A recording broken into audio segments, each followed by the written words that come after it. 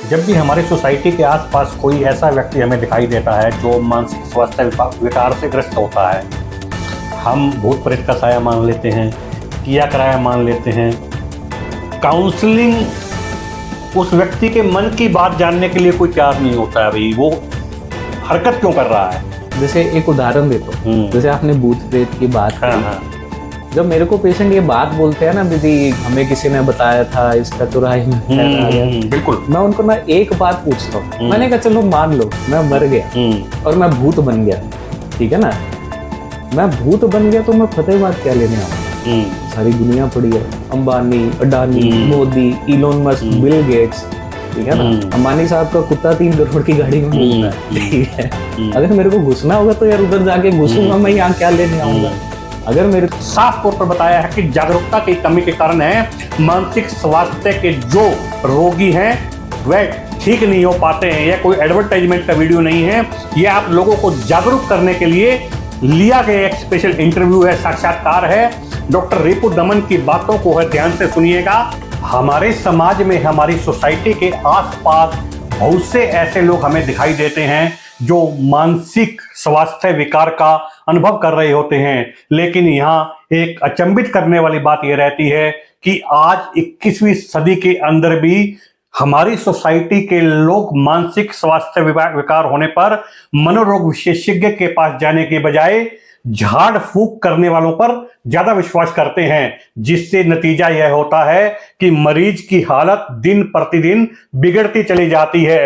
यदि मैं कहूं कि अंत में उस व्यक्ति की मृत्यु तक भी हो जाती है तो किसी तरह की कोई अतिशयोक्ति नहीं होगी। आज इसी मुद्दे पर ज्यादा बातचीत करने के लिए हमारे साथ फतेहाबाद के वरिष्ठ मनोरोग विशेषज्ञ डॉक्टर रिपु दमन डावड़ा साहब जुड़े हुए हैं। इनसे जानेंगे कि आज के दिन हमारी सोसाइटी में हजारों लोग हमारे आसपास ऐसे रहते हैं जो किसी न किसी तरह के मानसिक स्वास्थ्य विकार से ग्रसित होते हैं, लेकिन उन लोगों के बीच एक अचंभित करने वाली बात देखी जाती है कि वह लोग एक पढ़े लिखे डॉक्टर के पास जाने की बजाय झाड़ फूक करने वाले बाबाओं के पास जाने में ज्यादा विश्वास करते हैं। ठीक है, पहले के जमाने में लोग जाया करते थे, हमारे दादा दादी हमें बताया करते थे कि ऐसे लोग जिनके दिमाग में किसी भी तरह की परेशानी होती है उसके ऊपर ऊपरी साया बता दिया करते थे, भूत प्रेत का साया बता दिया करते थे, जिसे झाड़ फूक वाले के पास लेकर जाया जाता था। लेकिन नतीजा यह होता था कि वह ठीक तो नहीं होता था,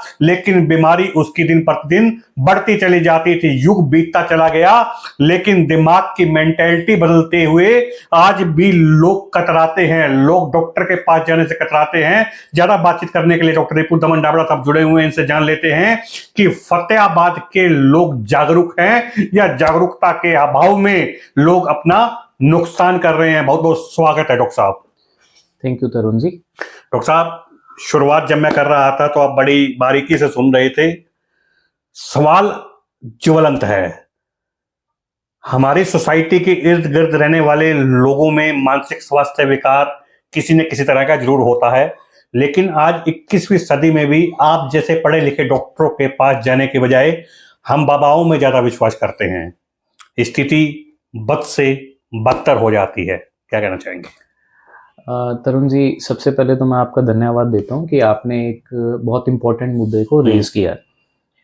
इसमें ना मैं थोड़ा सा एडिशन करूंगा आपके सवाल में। यूजुअली सवाल का जो है उत्तर आना चाहिए, पर मैं ना सवाल में एडिशन करता हूं। ऑल्दो साइकेट्री का जो सिनेरियो है वो इस स्थिति में वर्स्ट है, पर साइकेट्री स्टैंड अलोन नहीं है जिसको ये प्रॉब्लम फेस करनी पड़ती है। हमने डायबिटीज के पेशेंट भस्म खाने वाले भी देखे हैं, ठीक है। हमने मतलब काढ़े पी के, मतलब अब ये तो चीजें ऐसी हैं कि जो science, modern science versus Meta science में, ठीक है ना, हम अगर उसको नेगेटिव लाइट में ना भी देखें तो उसकी तरफ काफी समय से चलती आ रही है। जब भी हम किसी चीज को डिफाइन करते हैं ना, तो उसके अंदर स्पेस और टाइम दो चीजें हैं। आज की अगर इस मौके की बात करी जाए तो जो टाइम के अनुसार अगर हम देखें, आज से 400-500 साल पहले जर्नली, मतलब विच हंटिंग के बारे में आप पढ़ो, है ना, और इन चीजों को जनरली एक टूल बनाया गया सोसाइटी के अंदर। और उसका कारण definitely lack of knowledge, lack of awareness, lack of scientific methods था, है ना। आज बदलाव है, और पर उतना नहीं है जितनी शायद हमें बिल्कुल सही ट्रैक, बिल्कुल बिल्कुल होना चाहिए।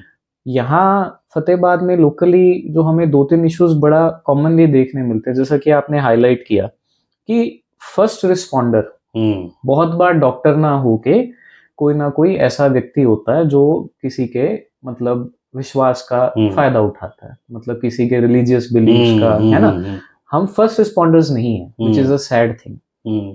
सेकेंड प्रॉब्लम, फर्स्ट रिस्पॉन्डर ना होने के अलावा हम लॉन्ग टर्म रिस्पॉन्डर्स भी नहीं है, क्योंकि अक्सर लोगों की नोशन है कि जी दवा लॉन्ग टर्म खानी पड़ती है ना। हम लंबे समय दवा क्यों खाएं, फिर दवा बीच में छोड़ देना। देखिए, इतना मुझे भी समझता है कि भी यदि किसी पेशेंट को कहा जाए जी आपको डेली गोली खानी ही पड़ेगी, वो बहुत अनकंफर्टेबल लगेगा उस व्यक्ति को। परंतु कुछ बीमारियां, कुछ रोग ऐसे हैं जिसमें हमें लॉन्ग टर्म ट्रीटमेंट देना, परमानेंट ट्रीटमेंट की कोई गाइडलाइन किसी भी रोग में नहीं होती। और वहां पे सवाल ये खड़ा हो जाता है कि क्या पेशेंट उसे सेल्फ मैनेज करना चाहिए या नहीं करना चाहिए। तो मैं आपके क्वेश्चन को फिर से एक्सटेंड करता हूँ कि सेल्फ मैनेजमेंट थोड़ी अवॉइड करो, सलाह से चलो। ये जरूरी नहीं है कि आप कोई प्राइवेटली कंसल्ट करो, आपके पास सारी जगह सुविधा है। दुख बड़ा ये है कि भी यहाँ मेडिकल कॉलेज भी है, ठीक है, यहाँ हमारे पास सिविल हॉस्पिटल में भी बड़े एफिशिएंट डॉक्टर हैं, ठीक है ना, और मतलब प्राइवेट के अंदर भी 3-4 लोग हैं। स्टिल आफ्टर दैट मतलब ऐसा होता है कि हम फर्स्ट रिस्पॉन्डर की पोजीशन में नहीं आ पाते, या लॉन्ग टर्म के अंदर लोग अपना रास्ता खो बैठते हैं, सेल्फ मेडिकेट करने की कोशिश करते हैं। अब गलतियां ये क्यों बन गई हैं नोशंस, थोड़ा सा मैं आपको आइडिया देने के लिए एक उदाहरण देता हूँ। जैसे एक बड़ी कॉमन सी प्रॉब्लम हम देखते हैं जी, नींद की गोली तो नहीं लग जाएगी। तो हमें पेशेंट को साइको एजुकेट करना पड़ता है कि देखो, नींद आपका कोई रोग नहीं है, जिस कारण से नींद नहीं आ रही है ना, आप उसे ठीक करते जाइए, आपको नींद की गोली की डिपेंडेंस नहीं होगी। ये हमें चैलेंज आता है कि लोगों के जो लाइफस्टाइल्स हैं वो मॉडिफाई करना बहुत बड़ा टास्क है। आजकल की जनरेशन, अब बात आती है जैसे टाइम में आगे बढ़े, ठीक है, टाइम में लोगों को अवेयरनेस तो आ गई कि भी ठीक है ये साइकेट्रिक इश्यूज होते हैं, पर एक प्रॉब्लम साथ है। रोकना चाहता हूँ, अवेयरनेस का जिक्र आपने किया, जागरूकता आ गई है, क्यों आज भी झाड़ फूक वाले जो बाबा हैं उनकी तादाद बढ़ती ही जा रही है? इस पे मानना they want a easy fix. Problem इसकी हर चीज का हम ना एक आसान समाधान ढूंढते हैं। जैसे फॉर एग्जांपल मैं आपको बोलूं कि जी आपकी जो डायबिटीज कंट्रोल करने के लिए आपको डेली 1.5 घंटा जिम जाना है, ठीक है ना। लोगों की टेंडेंसी है 1.5 घंटा जिम मत दो, एक गोली थोड़ी सी बढ़ा दो। दिस इज द प्रॉब्लम कि एक इजी फिक्स की तरफ लोग जाना चाहते हैं। तो अब साइकेट्री अपने इश्यूज को इन डेप्थ समझना, अपने अंदर मन को टटोलना एक बहुत डिफिकल्ट काम है। अगर मैं आपसे बोलूं कि आप अपना स्वभाव बदलो, क्या आपको लगता है कि ये आसान होगा? तो हमें क्या चाहिए? इजी फिक्स चाहिए। इजी फिक्स हम एक्सटर्नल ढूंढते हैं कि बाहर से जादुई फिक्स कैसा होगा। अनफॉर्चुनेटली वो है नहीं। तो फिर जो इजी फिक्स प्रॉमिस करता है, बिला जी मैंने मारा झाड़ू और प्रॉब्लम इज सॉल्व, नुकसान जो इसका सोसाइटी को हो रहा है बहुत होता है। कैसे रोक पाएंगे इसको? देखिए, बहुत दुखदाई है जो नुकसान की आप बात कर रहे हैं, खास करके जब सेल्फ मेडिकेशन पे पेशेंट्स उतरते हैं ना। हमने पेशेंट्स लूज किए हैं, हमने देखा है कि पेशेंट मतलब अपनी जान से हाथ धो बैठे because they did not take it seriously, या परिवार ने उस प्रॉब्लम को सीरियसली नहीं लिया, या पेशेंट ने उसको सीरियसली नहीं लिया। तो ऐसी भूल चूक हो जाती है, और ऐसे जागरूक समाज में ऐसी भूल चूक बहुत निंदनीय है। अब इसका सबसे बड़ा जरिया तो आप लोग हैं, because people need to know. उनको पता होना चाहिए कि भी आप इससे डरो मत, ठीक है ना। ठीक है, मैं लाइफस्टाइल चेंज को आज भी आसान नहीं कर सकता, वो आज भी उतनी मेहनत है। जैसे फॉर एग्जांपल मैं मैथ्स को आसान नहीं कर सकता, पर मैं बेटर तरीके से मैथ्स को पढ़ा तो सकता हूँ ना। तो मेरी कोशिश या मेरी अप्रोच या मेरा सुझाव है कि जो लोग अवेयर हैं वो बेहतर तरीके से इसे अप्रोच तो कर सकते हैं ना। हम मैथ्स आसान नहीं कर सकते, हम सवाल को आसान नहीं कर सकते, सवाल मुश्किल ही रहेगा। अपना मन टटोलना आज भी मुश्किल था, कल भी मुश्किल रहेगा, पर हम उसका मेथड तो बेटर बता सकते हैं कि आप इसको ऐसे करो। सर, सवाल में से सवाल निकल कर आ रहा है। अभी हम first responder and last responder की बात कर रहे थे। जब भी हमारी सोसाइटी के आसपास कोई ऐसा व्यक्ति हमें दिखाई देता है जो मानसिक स्वास्थ्य विकार से ग्रस्त होता है, हम भूत प्रेत का साया मान लेते हैं, किया कराया मान लेते हैं। काउंसलिंग उस व्यक्ति के मन की बात जानने के लिए कोई तैयार नहीं होता है। भाई वो हरकत क्यों कर रहा है, लगता नहीं है कि हम अपनी जिम्मेवारी भूल पा रहे हैं? भूल नहीं पा रहे सर। मैं जैसे एक उदाहरण देता हूँ, जैसे आपने भूत प्रेत की बात हाँ, करी। हाँ। जब मेरे को पेशेंट ये बात बोलते हैं ना, दीदी हमें किसी ने बताया था इसका चौराहे में पैर आ गया, बिल्कुल। मैं उनको ना एक बात पूछता हूँ। मैंने कहा चलो मान लो मैं मर गया और मैं भूत बन गया, ठीक है ना, मैं भूत बन गया तो मैं फतेहाबाद क्या लेने आऊंगा? सारी दुनिया पड़ी है, Ambani, Adani, Modi, Elon Musk, Bill Gates, ठीक है ना। अंबानी साहब का कुत्ता 3 करोड़ की गाड़ी में घूमता है, ठीक है। अगर मेरे को घुसना होगा तो यार उधर जाके घुसूंगा, मैं यहाँ क्या लेने आऊंगा? अगर मेरे को ऐसी कोई शक्ति आ जाए तो मैं इतने पावरफुल लोग, कब सुना है आपने अंबानी अडानी साहब में भूत आया? बिल्कुल बिल्कुल ठीक बात है, ठीक है। तो मोस्टली लोग इस बात के जवाब से फिर चुप हो जाते हैं, ठीक है ना। तो इसका आंसर ऐसे ही है कि भी उन्हें एजुकेट करना, ठीक है ना, उनको ये बात वहां तक पहुंचाना कि आप इस बात को समझिए कि आपकी मतलब इस कमजोरी का फायदा उठाया जाता है। जी दुख इसमें है कि भी आप, ठीक है, आप देखो संतावना कोई बुरी चीज नहीं है, भगवान तेरा भला करे, इसमें किसी का कोई नुकसान नहीं है। मेरे मन को शांति होगी, हाँ जी हम भगवान भला करेगा, मेरा मन शांत हो गया, ये बुरा नहीं है। पर किसी की मजबूरी का फायदा उठाना हमारे लिए प्रॉब्लम बन जाता है। डॉक्टर साहब, हम शुगर को लेकर बड़े जागरूक रहते हैं, बीपी को लेकर बड़े जागरूक रहते हैं, हमें थोड़ा सा भी दर्द हो जाता है हम कॉमी फिल्म की तरफ भाग पड़ते हैं। मानसिक विकार जब हमारे शरीर में हो रहा होता है तो हम उसको पहचान नहीं पाते हैं। कहाँ इंसान गलती कर जाता है? इसका आंसर 2 है जी। आपको ना इसके लिए थोड़ा सा इलनेसेस की गहराई समझनी पड़ेगी।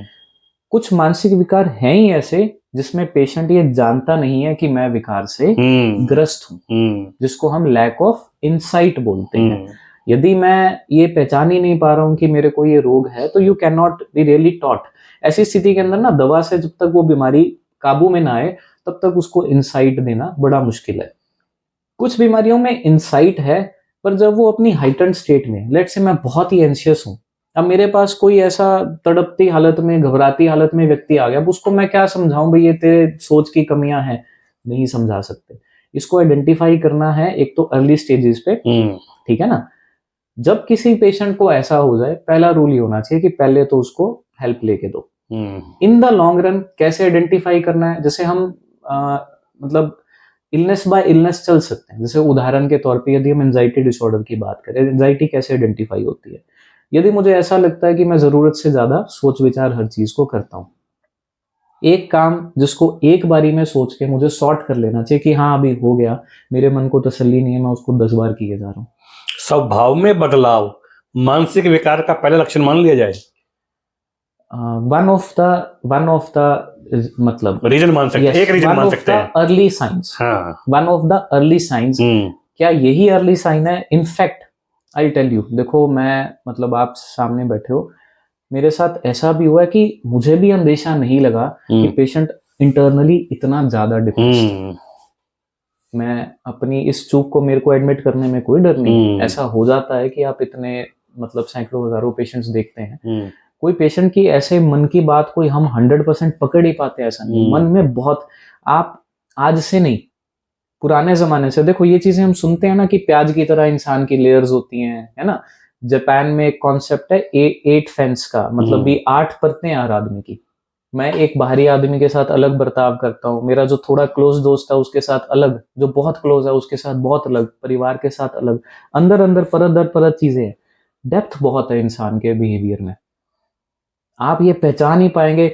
अब लिंकिन पार्क के lead one of the I think guitarist थे या ड्रमर थे, ठीक है, ही वाज इन डिप्रेशन। उसकी 3 दिन पहले की वीडियो अपने बेटे के बर्थडे पे हंस रहा है, केक काट रहा है, वो फैमिली जो जुड़ी हुई है आपस में वो नहीं पहचान पाई, एंड ही कमिटेड सुसाइड।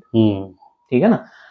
100% इसको फुल प्रूफ करना नेक्स्ट टू इम्पॉसिबल। क्या हर आदमी का मन पढ़ा जा सकता है? नहीं, but yes in many cases you can identify the science, जिसमें से one of the most common prominent science है, जिसमें से एक जैसे आपने हाईलाइट किया कि व्यवहार में बर्ताव आने लगा, दूसरा जैसे कोई स्कूल गोइंग बच्चा है उसमें एब्सेंटिज्म बढ़ रहा है, कोई रेगुलर कर्मठ है, कोई आदमी डेली काम पे जाता है वो भी अपने काम के अंदर मतलब गलतियां करने लगे, ठीक है ना, फिर जल्दी चिड़चिड़ापन उसके अंदर आने लगे, तो ये साइंस हैं, ठीक है ना। और one specific what you have mentioned is very की, वेरी इंपॉर्टेंट वन, इसमें कोई दुराई नहीं। जो सोसाइटी में जागरूकता का अभाव है,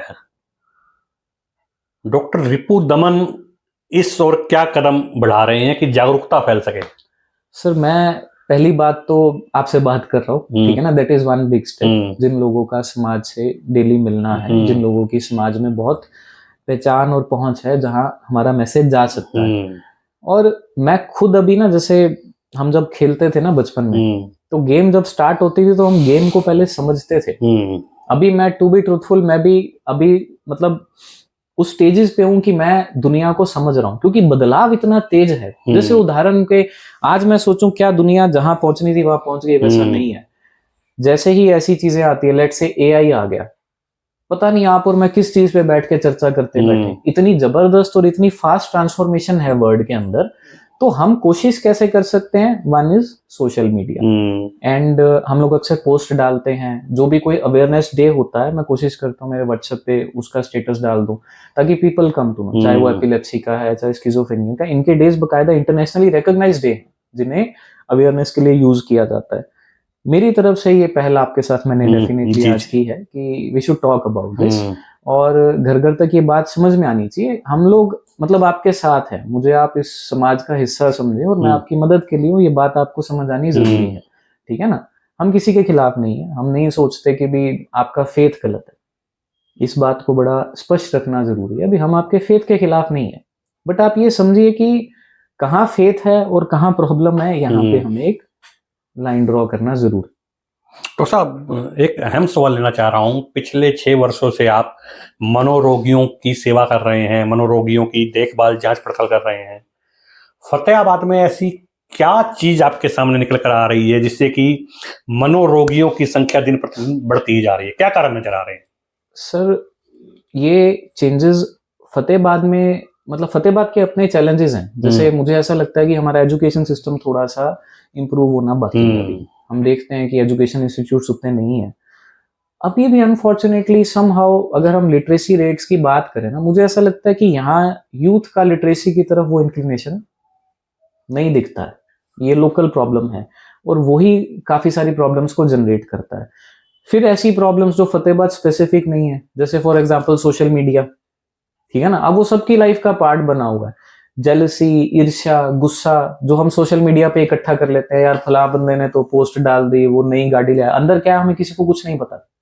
ये सिर्फ फतेहाबाद स्पेसिफिक की ऑल्दो प्रॉब्लम नहीं है, बट ये बढ़ती जा रही है on a larger scale. Yes, ठीक है ना। हम अपने मन में भाव लाए जाते हैं सामने वाले को देख के, अंदर उसके क्या है, क्या सच्चाई है, क्या झूठ है, हम नहीं जानते। डॉक्टर साहब बड़ों की बात छोड़ देते हैं, बुजुर्गों की बात छोड़ देते हैं, यंगस्टर जो टीनेजर है सुसाइड कमिट कर जाते हैं।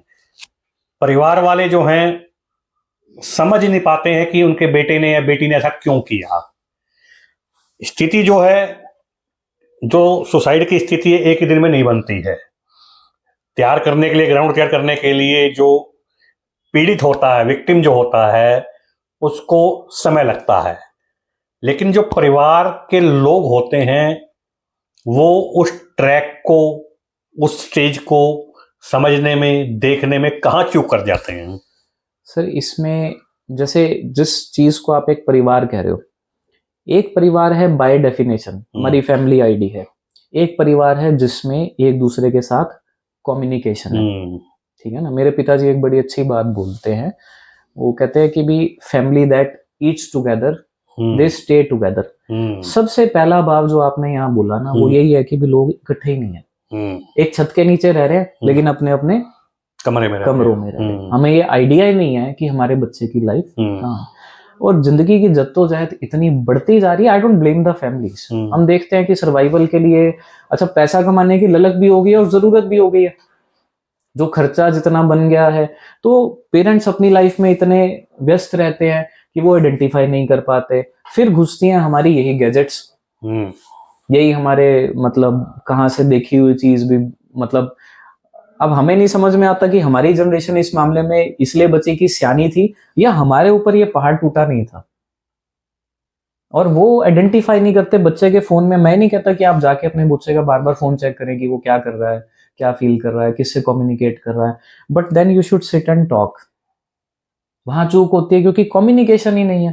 पेरेंट्स अक्सर इतने सियाने हो जाते हैं कि थोड़े थोड़े साइंस वो समझते हो, फिर डेफिनेटली देयर आर इलनेसेस। अब यहाँ पे हमें सेग्रीगेट क्या करना भी, यदि कोई बाइपोलर डिसऑर्डर का पेशेंट है अर्ली यंग एजेस पे जिसको बाइपोलर हो गया, या बॉर्डरलाइन पर्सनैलिटी है, स्वभाव का इशू है ना, या फिर early onset depression, anxiety, ADHD, illnesses एक ऐसी चीज है जिनके लिए हमें अवेयरनेस को क्रिएट करना है। अगर इलनेस नहीं है तो सेकंड बचाव है आपस में कम्युनिकेशन को। एक परिवार को सिर्फ फैमिली आईडी के तौर पे परिवार नहीं बनाना है, उनको एक सामाजिक, उनको ये सीख समझ लेना, क्योंकि न्यूक्लियर होते जा रहे हैं ना, माँ बाप के इन्फ्लुएंस से तो निकल गए, बूढ़ों का डंडा खत्म हो गया, परिवारों का माहौल कैसा है, पहले कितना सख्त होता था, जो दादाजी ने कह दिया भाई इतने बजे सोना तो सारा परिवार चुपचाप, अब कौन पूछता है। ये जो फॉल आउट है इवेंचुअली वो सोशली फर्क करता है।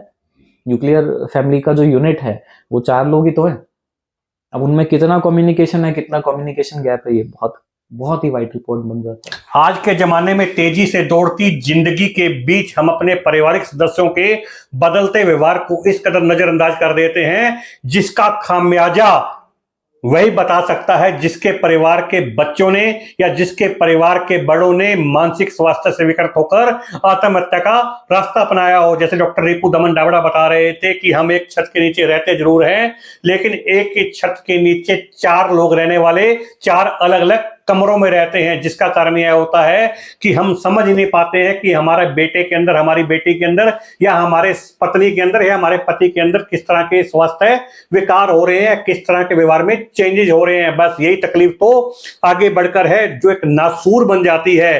डॉक्टर रिपू दमन ने बताया कि जागरूकता की कमी में है, मरीज है डॉक्टर तक नहीं पहुंच पाते हैं। आज के जमाने में भी है, झाड़ फूक करने वाले बाबाओं पर ज्यादा विश्वास करते हैं, उन्हें सिखा दिया जाता है, उनके दिमाग में खुद बैठ जाता है कि दिमागी डॉक्टर के पास जाएंगे तो दिमाग के डॉक्टर नशे की गोलियों के आदी बना देंगे। ऐसा कभी भी नहीं होता है, क्योंकि बीमारी को जब तक जड़ से ना मिटा देंगे तब तक वह आपको नुकसान पहुंचाती रहेगी। मैं आपको एक उदाहरण के तौर पर बताता हूं।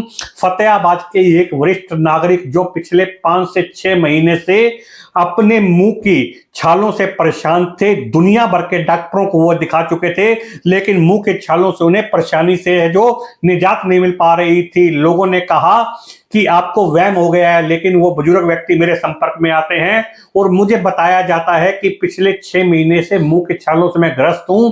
मैं जब इसकी जांच पड़ताल करता हूं तो मेरे जो डॉक्टर मित्र हैं वो बताते हैं कि आप डॉक्टर रिपू दमन से जरूर इस बारे में संपर्क कीजिएगा, बातचीत कीजिएगा। मैं देरी ना करते हुए उन बुजुर्ग व्यक्ति को है डॉक्टर रिपू दमन के पास लेकर आता हूं। देखिएगा, आप सुनने वाली बात है, गौर करने लायक बात है। जो मुंह के छालों की जो बीमारी है वो एक दिमाग का डॉक्टर ठीक कर देता है। जी हाँ, आपने बिल्कुल ठीक सुना, मुंह के छालों की बीमारी जो पिछले 6 महीनों से है, न कोई दांतों का डॉक्टर ठीक कर चुका था, न कोई आंख कान नाक का डॉक्टर ठीक कर सका था, न कोई स्किन का डॉक्टर ठीक कर सका था।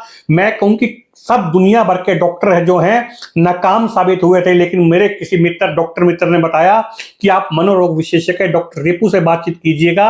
मैं उन बुजुर्ग व्यक्ति को लेकर डॉक्टर रिपू के क्लिनिक में पहुंचा तो डॉक्टर रिपू ने उनको देखकर कुछ बीमारी जो बताई और कहा कि इनको 5 दिन की दवाई देकर देखते हैं, मुझे लगता है कि इन 5 दिन की दवाई से इन्हें आराम आएगा। देखिए आप, चमत्कार देखिएगा। वो बुजुर्ग व्यक्ति बिल्कुल ठीक हुए और आज भी मेरे साथ, मैं देखिए कैमरे पर मैं दिखाऊंगा उनको, आज भी मेरे साथ डॉक्टर रिपू का धन्यवाद करने के लिए यहाँ पहुंचे थे। बीमारी को छुपाना नहीं है, बीमारी को हमने भगाना है। बीमारी भागी कैसे? इन पढ़े लिखे डॉक्टरों के सारे बीमारी जो है हमेशा भागती है। मैं एक बात और बता देता हूं, मैं पत्रकार होने के नाते देश विदेश से जब खबरें पढ़ता हूं कि फलाने परिवार के 18 वर्षीय बच्चे ने आत्महत्या कर ली है, कोटा के अंदर जो एक स्टडी हब माना जाता है वहां स्टूडेंट ने आत्महत्या कर ली है, किसी परिवार के जो है कमाने वाले एक सदस्य ने आत्महत्या कर ली है, तो बड़ी आत्मा को है ठेस पहुंचती है। इस बारे में जब अपने डॉक्टर रिपू से जानकारी पूछी, उन्होंने कहा कि आज हम बातचीत करते ही कहां है, दिल की बात दिल में ही रह जाती है। बस वो दिल की बात कब बीमारी का रूप ले लेती है, डॉक्टर साहब गलत तो नहीं कह रहा हूं ना मैं, वो दिल की जो बात है वो दिल में रहकर कब बीमारी बन जाती है, यही पहचानने में हमारे से चूक हो जाती है, और जिसका खामियाजा मरीज को अपनी जान देकर भुगतना पड़ता है। डॉक्टर रिपू ने साफ तौर पर कहा है कि वह एक फ्रेंडली डॉक्टर हैं, जो भी मानसिक स्वास्थ्य से विकृत व्यक्ति है वो इनके पास आए, फ्रेंडली मित्रता के नाते इनसे बात करें, न कि एक डॉक्टर के नाते। यह आपको रास्ता बताएंगे, दवाई लेना या न लेना आपकी मर्जी है, लेकिन रास्ता जरूर बताएंगे, आपसे बातचीत करेंगे। बातचीत करने से आपको जो सुकून मिलेगा उसका साक्षी मैं हूं, उसका साक्षी मेरे साथ आए हुए वृद्ध जो है मरीज है, जिनके मुंह के छाले जो है डॉक्टर साहब ने ठीक किए हैं। इसलिए आज मैं हरियाणा की गूंज के माध्यम से आप लोगों से अपील करता हूं कि बिगड़ चौक के ठीक सामने डॉक्टर रवि डाबड़ा का अस्पताल, आपने सुना होगा। डॉक्टर रवि जो किसी परिचय के मोहताज नहीं हैं, उनके पुत्र हैं डॉक्टर रिपु दमन डाबड़ा, मनोरोग विशेषज्ञ हैं, जिन्होंने आज हरियाणा की गूंज के कैमरे पर बातचीत करते हुए साफ तौर पर बताया है कि जागरूकता की कमी के कारण है मानसिक स्वास्थ्य के जो रोगी हैं वह ठीक नहीं हो पाते हैं। यह कोई एडवर्टाइजमेंट का वीडियो नहीं है, यह आप लोगों को जागरूक करने के लिए लिया गया एक स्पेशल इंटरव्यू है, साक्षात्कार है। डॉक्टर रिपु दमन की बातों को है ध्यान से सुनिएगा और आप अपने पारिवारिक सदस्यों के जो स्वभाव है, व्यवहार है, उन पर निगरानी रखिएगा। जब भी कोई व्यवहार में बदलाव नजर आए तो आप डॉक्टर रिपु दमन से जरूर संपर्क कीजिएगा। कैमरामैन जयपाल के साथ तरुण गोयल, फतेहाबाद, हरियाणा की गूंज।